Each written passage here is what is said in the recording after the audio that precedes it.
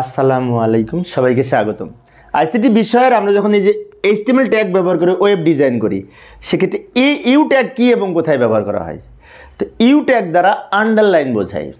কোনো লেখার দুই পাশে যদি ইউ লিখি, U open, U close, underline tag লিখি, তাহলে লেখা নিচে আন্ডারলাইন হবে। এখন আমরা বুঝতে পেরেছি, কিন্তু পরীক্ষায় যদি আসে ইউ ট্যাগ ব্যাখ্যা করো 2 মার্কসের জন্য, কীভাবে করব, তাই না?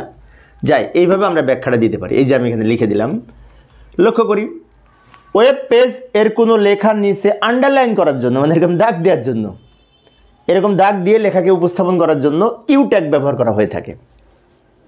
এইটুকু লিখব প্রথমে। তারপরে লিখব গঠন। ইউ ট্যাগ এর গঠনটা হচ্ছে U open, U close, U open, U close. কারণ একটি কন্টেনার ট্যাগ বা ধারক ট্যাগ ওপেনিং ক্লোজিং উভয় রয়েছে। আমরা জানি ক্লোজিংয়ে ফরওয়ার্ড স্ল্যাশ ব্যবহার করা হয়, এগুলো তো আমরা জানি। মাঝখানে যে এখানে ডট ডট দিয়েছে, এখানে কন্টেন্ট আকারে যা লিখবো সেই লেখার নিচে আন্ডারলাইন হবে।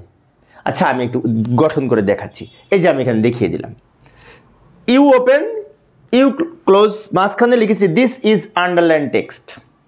মাঝখানে টেক্সট লিখেছি, এখানে কিছু কথা লিখেছি। তো এই লেখাটা যাই হোক না কেন, সামথিং লিখেছি। এই লেখার দুই পাশে যেহেতু ইউ ট্যাগ ব্যবহার করেছি, সেজন্য আউটপুট যখন দেখবো তখন এই লেখার নিচে আন্ডারলাইন হবে। আচ্ছা, এই যে আমি দেখিয়ে দিচ্ছি, এইটার আউটপুট আমি এখানে দেখাচ্ছি। যেহেতু ইউ লিখেছি উভয় প্রান্তে, তাই এখানে কিন্তু এই যে আন্ডারলাইন হয়েছে। তো প্রিয় শিক্ষার্থী বন্ধুরা, আমি অবশ্যই 1-2 মিনিটে অল্প অল্প করে একটা ট্যাগের গঠন আলোচনা করি। 2 মার্কসের জন্য তোমাদের উপকার হতে পারে এবং বিভিন্ন ট্যাগের গঠনও তোমরা জানতে পারবে সেই জন্য। আর এই অধ্যায় সৃজনশীল প্রশ্নের প্লেলিস্ট আমি ভিডিও ডেসক্রিপশনে দিয়ে রাখবো, তোমরা ওখান থেকে বোর্ড প্রশ্নগুলির সমাধান দেখে নিতে পারবে। পরের ক্লাসটি দেখার আমন্ত্রণ রইল। খোদা হাফেজ।